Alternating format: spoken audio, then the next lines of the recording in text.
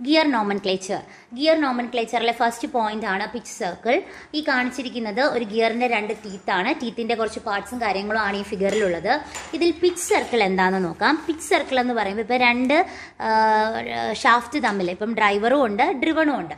അപ്പോൾ ഈ driver ഷാഫ്റ്റും driven ഷാഫ്റ്റും directly contact ചെയ്യുന്ന സമയത്ത് ഈ പറയുന്ന ഇതിന്റെ ഈ ഒരു പോർഷൻ എന്ന് വെച്ചാൽ ഇതിന്റെ ഗ്രൂവ് പാർട്ടാണ്, ഇത് പ്രൊജക്ഷൻ പാർട്ട്. അപ്പോൾ ഒന്നിന്റെ ഗ്രൂവും മറ്റൊരെണ്ണത്തിന് ഇപ്പോൾ ഡ്രൈവറിന്റെ ഗ്രൂവും ഡ്രിവന്റെ നമ്മുടെ പ്രൊജക്ഷൻ പോർഷനും കൂടെ ലിങ്ക് ചെയ്ത് വരുന്ന പോർഷനുണ്ട്. ഈ ഒരു പോർഷൻ നിങ്ങൾ ശ്രദ്ധിച്ചാൽ അറിയാം, 2 ഷാഫ്റ്റിൻ്റെയും കൂടെ ഈ പറയുന്ന പ്രൊജക്ഷനും അതുപോലെ ഗ്രൂപ്പ് പോർഷനും കൂടെ ഒരുമിച്ച് മെഷ് ചെയ്യുവാണ്. സോ മെഷ് ചെയ്യുന്ന സമയത്ത് മെയിനായിട്ട് 2 പോയിന്റ്സിലാണ് ഇത് കണക്ട് ചെയ്ത് മെഷ് ആവുന്നത്, ഈ ഒരു പോയിന്റ്. ഓക്കെ, അപ്പോൾ ഈ 2 പോയിന്റിനെ ബേസ് ചെയ്തിട്ട് നമ്മൾ സർക്കിൾസ് ഡ്രോ ചെയ്യുകയാണെങ്കിൽ ആ സർക്കിൾസിനെയാണ് നമ്മൾ പിച്ച് സർക്കിൾസ് എന്ന് പറയുന്നത്. ഇപ്പോൾ ഈ ഒരു മെഷ് കണക്ട് ചെയ്യുന്ന 2 പോയിന്റ് എടുത്താൽ നമുക്ക് എങ്ങനെ 2 സർക്കിൾസ് ഡ്രോ ചെയ്യാൻ പറ്റും. ആ ഡ്രോ ചെയ്തിരിക്കുന്നതാണ് നിങ്ങൾ ഈ കാണുന്ന ഗ്രീൻ കളർ സർക്കിൾ. ഇതൊരു ഇമാജിനറി സർക്കിൾ ബേസിസിലാണ് നമ്മൾ എപ്പോഴും പറയുന്നത്. ഓക്കെ, അതാണ് പിച്ച് സർക്കിൾ എന്ന് പറയുന്നത്.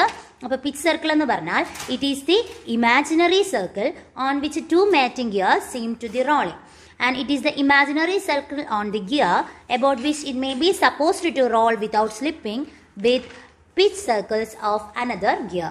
The point of contact of 2 pitch circle is called pitch point.